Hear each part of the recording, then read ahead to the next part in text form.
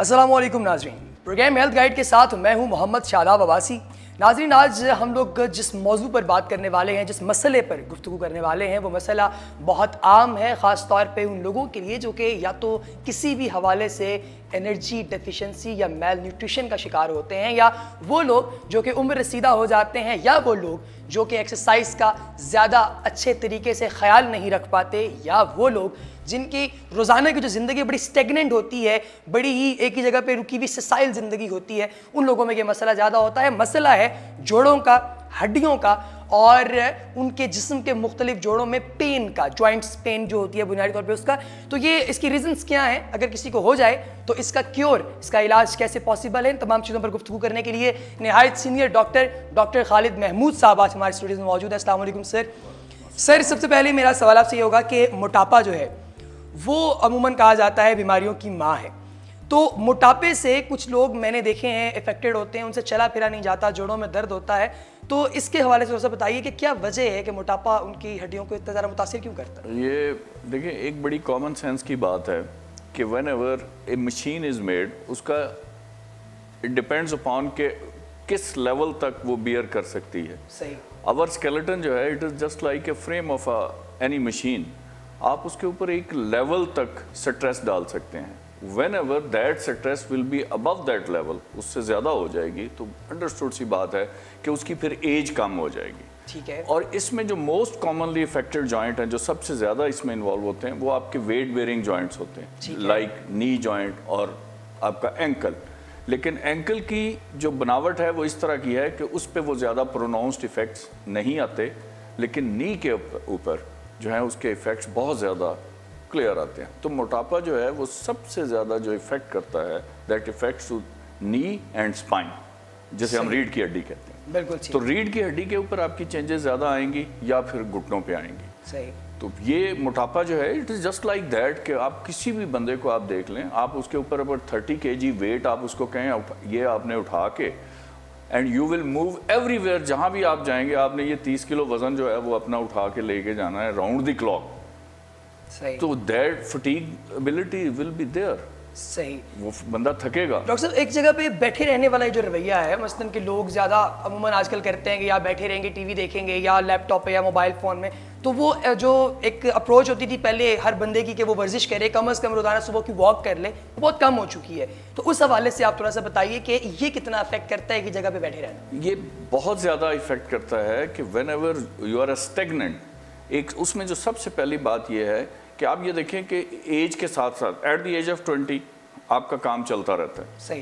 At the age of 30 होता रहता है, but when ever you crosses 40 और 40 प्लस में आप जाते हैं and you are close to your 50 साल की उम्र के पास आप आते हैं, तो फिर आप स्टेगनेशन को आपको छोड़ना चाहिए and go to the gym, have a regular exercises. मैं अक्सर लोगों को समझाने के लिए यही बात कहता हूँ कि गाड़ी जब पुरानी होती है तो वो मेंटेनेंस मांगती है। सही। नई गाड़ी को मेंटेनेंस की ज़रूरत नहीं होती। When you are a young, no need for anything. लेकिन हमारे यहाँ पे ये है, नेशनल इंस्टिंक्ट कह लें, कि जो जवान बंदा है वो जिम जा रहा है और बूढ़ा बंदा जो वो कहता है जी अब मुझे तो ज़रूरत ही नहीं है। तो ओल्ड एज जो है उसमें आपको जो मेंटेनेंस है वो सिर्फ 2 चीज़ों पर डिपेंड करती है।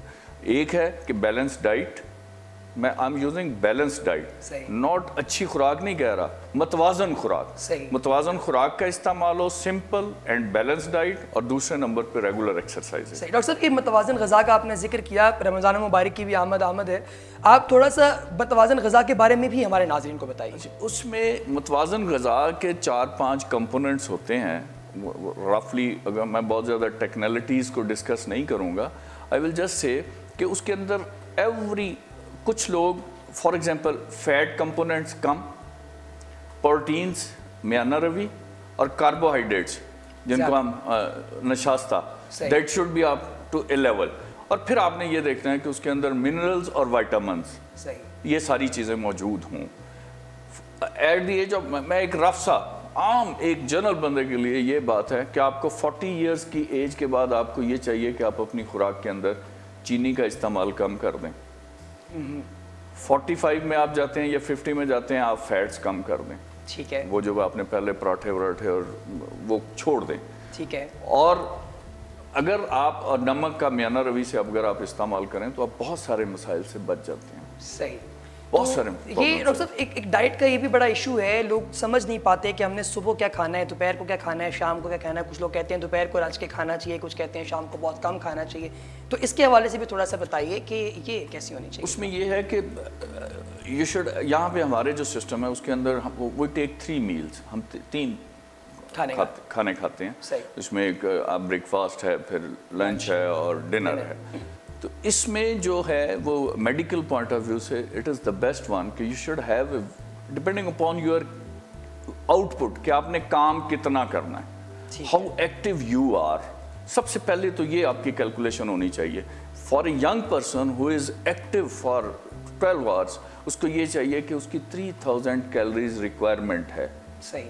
اٹ اسٹارٹس فرام 1800 سے لے کے 3000 تک. صحیح. آپ کے وہ 3 کھانے جو ہیں وہ 1800 سے لے کے 3000 کیلریز تک آپ کو پرووائڈ کرنی چاہیے. بالکل صحیح. اب اس کے لیے یہ ہے کہ depending upon your weight and depending upon your physical activity آپ نے یہ کیلکولیٹ کرنا ہے کہ میں نے کیا کرنا ہے. If you are a fat one, آپ ٹینڈنسی ہے آپ میں فیٹنس کی, تو آپ کو یہ چاہیے کہ آپ ناشتے میں کوئی فرائی چیز استعمال نہ کریں. 18 سے 3000 جو آپ نے بتائی, معذرت میں قطع کلامی معاف, 1800 سے 3000 کیلوریز.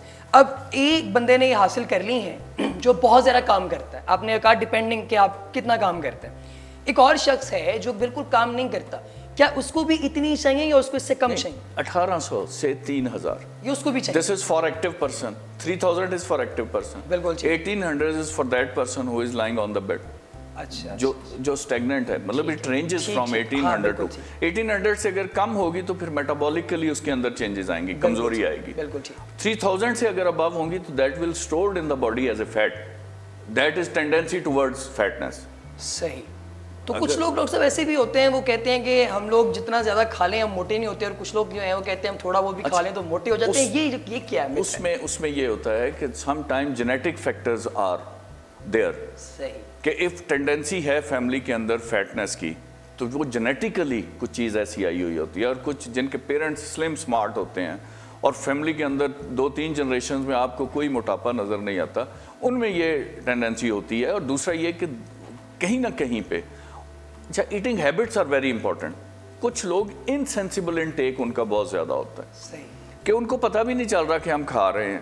اور خواتین میں آپ دیکھیں کہ اسپیشلی یہ بات ہے کہ وہ جو ہیں وہ جب بھی کھانا کھاتی ہیں تو بعض اوقات انہیں خود بھی نہیں پتہ ہوتا, سالن چکھ رہی ہیں یا اس طرف سے گھر میں چلتے پھرتے فریج کھولی ہے اس میں کوئی چیز پسند آئی منہ میں ڈال لی. That is insensible intake. Insensible intake matters a lot, کہ جس کا بندے کو خود بھی پتہ نہیں چلتا. میں عام طور پہ اپنے پیشنٹس کو یہ بات کہتا ہوں کہ آپ نے اگر چینی چھوڑنی ہے تو آپ چائے میں چینی ڈالنی بند کر دیں. بیکاز یو ٹیک ٹی, میں بھی 10 بار کوئی بندہ چائے پی لے اور اس کا احساس بھی نہیں ہوتا. مٹھائی تو آپ نے کھانی ہے مہینوں میں ایک بار. بالکل ایسے. بالکل. تو اس لیے یہ جو انسینسیبل انٹیک ہے اس کا کانسیپٹ لوگوں کو ضرور ہونا چاہیے کہ یہ جو بالکل بغیر احساس ہوئے آپ اس کو وہ کام. اسی لیے tendency of fitness is towards the female میں زیادہ ہے, عورتوں میں زیادہ ہے مردوں کی نسبت. ان کو یہ چاہیے جو بندے, ان کو اس کلیئر کٹ ایک اویئرنیس ہونی چاہیے کہ ہم نے I was talking about, آپ بتا رہے تھے کہ کتنا جو سینسیبل ایٹنگ جو ہے وہ کیسے انسینسیبل جو ہے اس کے تو وہ اس پہ انہیں فوکس کرنا چاہیے. باقی جو 3 ٹائم کے کھانے ہیں وہ تو ہر کوئی کھاتا ہے اور اس کے بارے میں ان کو پتہ بھی ہے. ڈاکٹر صاحب عمر کے لحاظ سے بتائیے گا کہ اگر مثال کے طور پہ ایک چھوٹا بچہ ہے, پھر ایک جوانی کی ایج ہے, پھر اس کے بعد بڑھاپا ہے, تو ہڈی وغیرہ اگر کسی کی ٹوٹ جاتی ہے کسی مسئلے کی وجہ سے خدا نخواستہ, تو ریپیئر جو ہونے کا عمل ہے وہ کس میں زیادہ ہوتا ہے, کس میں کم ہوتا ہے, اور احتیاط کے حوالے سے بتائیے. جتنی چھوٹی ایج ہوگی اتنی ہی ریپیئرنگ پروسیس تیز ہوتا ہے. صحیح. جتنی چھوٹی ایج ہوگی, لیکن اس میں اب اور ٹیکنیکل باتیں بہت ساری ہیں. فار ایگزامپل بچوں کی بعض ہڈیوں کا وہ حصہ ہوتا ہے جہاں سے اس کی گروتھ ہونی ہوتی ہے, لمبائی بڑھنی ہوتی ہے. اگر دیٹ پارٹ وہ اگر ڈیمیج ہو جائے تو اس کی وجہ سے پھر وہ ہڈی کی لمبائی رکنی بند ہو جائے, وہ لمبی ہونی بند ہو جائے. ٹھیک ہو گیا. تو that will leads to a deformity. اس کی وجہ سے کوئی بازو ٹیڑھا ہو جائے گا یا گٹ ٹیڑھا ہو جائے گا یا ایلبو پہ آپ کو کسی قسم کی. ٹھیک ہے. بڑوں میں یہ ہے کہ ہیلنگ پروسیس سلو ہوتا ہے, لیکن اس کا کوئی نقصان اس کا نقصان ایسا سچ نہیں ہوتا کیونکہ بندہ اپنا ایگزیکٹ ہائٹ اپنی گین کر چکا ہے تو اس کے اندر پھر وہ گروئنگ فیز والا معاملہ نہیں ہے. ڈاکٹر صاحب جیسے اگر مسل کا کوئی مسئلہ ہو جائے کسی اعصاب کا تو مسلس کے مسئلے کو دور کرنے کے لیے وہ بعض دفعہ مختلف قسم کی ایکسرسائزز ریکمینڈ کرتے ہیں. اگر کسی کو ہڈیوں کا مسئلہ ہوا ہے, مثلاً کہ ہڈی کے مسئلے سے مراد میری یہ ہے کہ اس کے جوڑوں میں گھٹنوں میں ادھر درد وغیرہ ہے یا کسی ہڈی میں اس کو پین ہو رہا ہے یا وہ ٹوٹی تھی اب دوبارہ ریپیئر ہوئی ہے, تو کیا ان کے لیے بھی کوئی مخصوص ایکسرسائز ہوتی ہے؟ اس میں دیکھیں یہ 3 ایک کمبینیشن ہے جن کو آپ اعصاب کہتے ہیں. Those are actually nerves. Nerves ہیں, نرو از کوآرڈینیٹڈ ود مسل اینڈ مسل از اٹیچڈ ود بونز.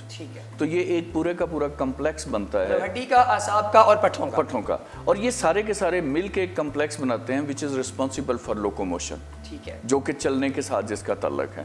تو جو چیز ایکسرسائز مسل کو آپ ایکسرسائزز آپ دیکھتے ہیں نا کہ آپ کے آبجیکٹیوز کیا ہیں. فار ایگزامپل کچھ لوگ ایکسرسائز کرتے ہیں to shape up the body. ٹھیک ہے. کچھ لوگ اس لیے ایکسرسائزز کرتے ہیں کہ میری باڈی کے اندر اسٹفنس ہے, میں اس اسٹفنس کو لائٹ کرنا چاہتا ہوں. ٹھیک ہے. کہ میں جب کبھی اپنے جوائنٹ کو موو کرنا چاہتا ہوں تو I feel a lot of pain over the joint. تو اس میں تو ایکسرسائز تو ہر عمر میں مسل کے لیے بھی ضروری ہے, جوائنٹ کے لیے بھی ضروری ہے اور بون کے لیے بھی ضروری ہے if you want to be fit for rest of your life. تو اس میں یہ ہے کہ ایکسرسائز از امپورٹنٹ. وہ پھر ویری کرتی ہے صحیح کہ آپ کے مین آبجیکٹیوز کیا ہیں ایکسرسائز کرنے. بالکل ٹھیک ہے. آپ مسل کے بل کو بڑھانا چاہتے ہیں, آپ مسل کو ایکٹیو رکھنا چاہتے ہیں, یا آپ بون کی ہیلنگ کو یا بون کی پینز کو یا جوائنٹس کی پینز کو ریڈیوس کرنے کے لیے کرتے ہیں. ڈاکٹر صاحب ہمارے معاشرے میں ایک بڑی متھ یہ بھی ہے اگر کسی کا قد رک جائے تو وہ مختلف قسم کی میڈیسنز لینا شروع کر دیتے ہیں, وہ خود کو لٹکا رہے ہوتے ہیں اور اس طرح کی اور حرکتیں کر رہے ہوتے ہیں. تو کیا اس سے کوئی فرق پڑتا ہے, اس سے بندہ ہو جاتا ہے لمبا؟ اچھا, اس میں یہ ہے کہ اب تو سرجیکلی بھی آپ ایسی آپشنز موجود ہیں جن میں آپ بندے کا قد بڑھا سکتے ہیں. بات یہ ہے کہ جو ایک اسپیسیفک ایج ہوتی ہے اس ایج تک قد بڑھتا ہے. ٹھیک ہے. فار ایگزامپل آپ کہہ سکتے ہیں اپر لمٹ اس کی 21 ایئرز ہے. ٹھیک ہے. کہ 21 سال کے بعد کوئی دوائی کام نہیں کرتی, کوئی میڈیسن کام نہیں کرتی. ہاں سرجیکلی آپ دیر آر نوز کچھ میتھڈز ایسے ہیں جن سے آپ کسی بندے کی اپ ٹو کچھ سینٹی میٹرز تک آپ اس کی ہائٹ کو بڑھا سکتے ہیں. ٹھیک ہے. کچھ سینٹی میٹرز تک. ہاں لیکن جو میڈیسنز ہیں یا وہ آپ اس 21 سال سے پہلے جب تک وہ ہڈی, ہماری زبان میں اس کو ایپیفیزیل پلیٹ کہتے ہیں, کہ جب وہ ایپیفیزیل پلیٹ جب تک وہ کلوز نہیں ہوتی اس وقت تک you can go for it. صحیح ہے. کہ ڈفرینٹ ہارمونز ہیں وہ آپ ٹرائی کر سکتے ہیں. گروتھ ہارمون کے نام سے ایک ہارمون آتا ہے وہ دیتے ہیں, اس سے وہ سپرٹ آتی ہے, گروتھ کی سپرٹ آتی ہے, کچھ قد کو فرق پڑ سکتا ہے.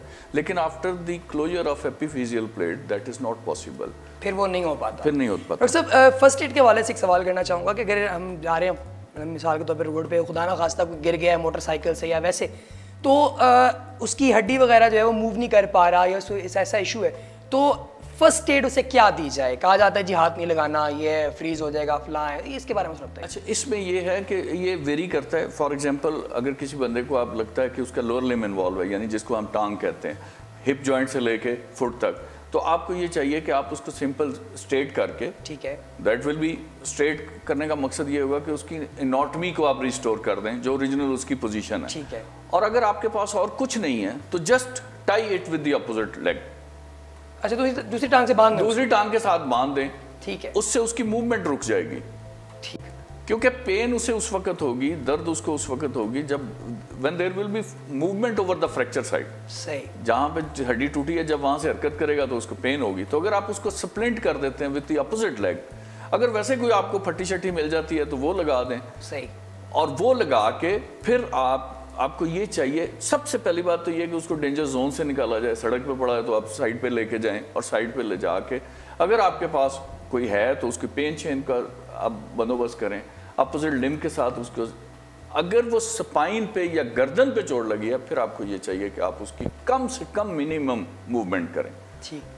اور کوشش کریں کہ آپ اس کا وہ پوسچر اڈاپٹ کریں جس کے اندر کسی بھی قسم کی اس کی نیک میں موومنٹ نہ ہو, because that may be fatal.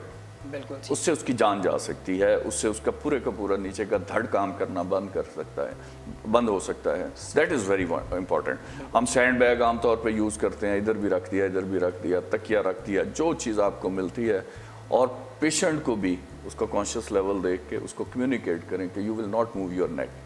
آپ جس وقت تک اس کی فرسٹ انویسٹیگیشنز نہیں کروا لیتے, آپ اس وقت تک یہی سمجھیں کہ اس کی نیک انجرڈ ہے. بالکل ٹھیک. اور جب آپ اس کو رول آؤٹ کر لیتے ہیں کہ ورٹیبری کا, اسپائنل کارڈ کا کوئی ایشو نہیں ہے, دین یو کین الاؤ ہم کہ اب آپ اس کو موو کر سکتے ہیں. اکثر دیسی جو ہمارے لوگ ہوتے ہیں, بعض دفعہ ان کے بھی بڑے ہیوی مشورے ہوتے ہیں اور لوگ مانتے بھی ہیں, سنتے بھی ہیں ان کی بات کو.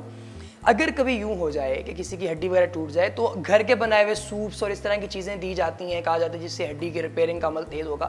تو عمل تو تیز ہو سکتا ہے, تو یہ بتائیے کہ کون سی ایسی خوراک دی جائے جس سے اگر کبھی ہڈی ٹوٹ گئی ہے یا ہڈی میں کوئی مسئلہ ہے یا جوڑوں میں پین ہے تو اس سے وہ بہتر ہو سکے. اس میں پہلی بات تو یہ ہے کہ گڈ ڈائٹ ہمیشہ آپ کو whenever a person is confined to bed, جو بھی بندہ بیمار ہے کسی بھی بیماری کی وجہ سے ہے, جو بندہ بستر پہ لیٹا ہوا ہے, ایک بیلنس ڈائٹ اس کی ریکوائرمنٹ ہے. اس کو آپ کو دینی ہے تاکہ اس کا جو بھی ریپیئرنگ پروسیس ہے وہ بہتر ہو. دوسرے نمبر پہ اس کے ملٹیپل اور فیکٹرز ہوتے ہیں. فار ایگزامپل جو بندے ڈائبیٹک ہوتے ہیں ان میں ہیلنگ پروسیس کم ہو جاتا ہے. جو بندے ہارٹ ڈیزیز کا شکار ہوتے ہیں ان کے اندر ہیلنگ پروسیس کم ہو جاتا ہے. آپ نے ان ساری میڈیکل کنڈیشنز کو ذہن میں رکھتے ہوئے آپ نے پیشنٹ کو ڈیل کرنا ہے. آپ ان کو اچھی پروٹین والی ڈائٹ دیتے ہیں. اس کے علاوہ آپ اس کا کیلشیم سپلیمنٹ کے طور پہ, ایک دودھ کے بارے میں بڑی ساری مسکنسیپشن ہے لوگوں کی کہ جی آپریشن ہوا ہے تو دودھ نہیں پلانا, اس سے ریشہ پڑ جاتا ہے. ایسی کوئی بات نہیں ہے. This is just source of calcium and it is a natural calcium. اور کیلشیم ہماری باڈی میں سٹور ہی صرف بونز کے اندر ہوتا ہے.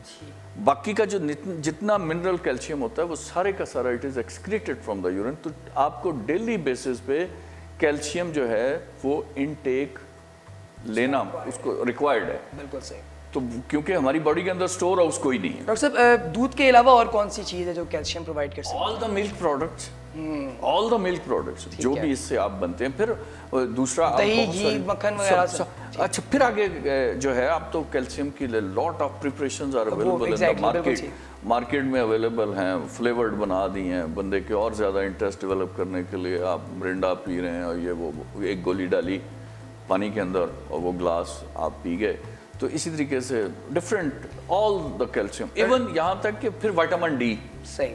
وائٹامن ڈی کا ایک اپنا رول ہے to make the bone strong and stronger. تو وہ وائٹامن ڈی کی پریپریشن. ڈاکٹر صاحب اس کے بارے میں دھوپ کا بھی کہا جاتا ہے کہ تو وہ بھی ایسا ہے کچھ؟ ہاں بالکل ہے, کیونکہ جتنے بھی مطلب آپ یہ دیکھیں کہ یہ کنورٹ کرتی ہے وائٹامن ڈی کو ایکٹیویٹڈ فارم میں. اچھا وہ انیکٹیو ہے اس کو ایکٹیو کرتی ہے. ٹھیک ہے. اور اس کے لیے جو ہے وہ عام طور پہ جو سن لائٹ صبح جب سورج طلوع ہو رہا ہوتا ہے اور جب سن سیٹ ہو رہا ہوتا ہے تو اس وقت کی جو لائٹ ہے that is the frequency which is required for. بالکل ٹھیک ہے. تو اس میں ڈاکٹر صاحب ایک آخری سوال آپ سے کروں گا کہ بوتل وغیرہ جو عام روٹین میں یہ سافٹ ڈرنکس جو بہت زیادہ عام ہو گئے ہماری کمیونٹی میں, کہا جاتا ہے کہ یہ ہڈیوں کو بڑا کمزور کرتے ہیں, تو ایسا یہ اس کے بارے میں بتائیے تھوڑا. یہ دس از اے فیکٹ. دیکھیں میں آپ کو ایک بتاتا ہوں کہ بلڈ بیگ جو ہوتا ہے اس کے اندر اگر 3 مہینے بھی بلڈ پڑا رہے تو وہ کلاٹ نہیں ہوتا. ٹھیک ہے. جبکہ اگر نارملی ویسل سے بلڈ نکلتا ہے تو کچھ ہی دیر کے بعد وہ کلاٹ ہو جاتا ہے. ٹھیک ہے. اس میں بیگ کے اندر کلاٹ نہ بننے کی جو وجہ ہے that is the citrate, potassium citrate. اس میں ہم نے ڈالا ہوتا ہے ایز اے پریزرویٹو. اس کا کام یہ ہوتا ہے کہ بلڈ کے اندر جو کیلشیم ہوتی ہے وہ اس کو ایبزارب کر لیتا ہے. اور جب کیلشیم ایبزارب ہوتی ہے تو that is responsible for blood clotting. Calcium جب وہ پکڑ لیتا ہے تو پھر اس کے بعد بلڈ کلاٹ نہیں ہوتا. آپ کے جتنے بھی یہ بیوریجز ہیں, جتنے بھی کوک ہے, سپرائٹ ہے, ان سب کے اندر سٹریٹ ہوتا ہے. بالکل ٹھیک ہے. So it bounds to the your body calcium. ٹھیک. جب آپ continuously constantly years and years سے آپ وہ سافٹ ڈرنکس یوز کرتے رہتے ہیں, اس میں چائے کافی بھی شامل ہے, ان کے اندر بھی سٹریٹ موجود ہوتا ہے. صحیح. تو وہ جو ہے وہ کیلشیم ڈیفیشنسی ہوتی ہے because you are using it for years and years. اب تو یہ بڑا ایک لیٹسٹ ٹرینڈ ہے کہ آپ ہر کھانے کے ساتھ تقریباً بوتل پی رہے ہوتے ہیں, اور اس کے وہ جو ہے تو کوئی مہمان آئے اس کو دینے کے لیے ہمارے مشروب ہی ہے. مشروب بھی یہی ہے. تو وہ جو ہے وہ کیلشیم کو بائنڈ کرتا ہے and it decreases calcium level in the body. Doctor صاحب بہت شکریہ, بہت قیمتی معلومات آپ نے دی. ناظرین آپ سن رہے تھے ڈاکٹر خالد محمود کی زبانی بہت انفارمیٹیو چیزیں جو کہ آپ کی ہڈیوں کے حوالے سے, آپ کی صحت کے حوالے سے بہت ضروری ہیں. پروگرام سے متعلق اپنی قیمتی رائے سے آگاہ ضرور کیجیے گا. آپ سب کے نظارے کا بہت شکریہ. السلام علیکم.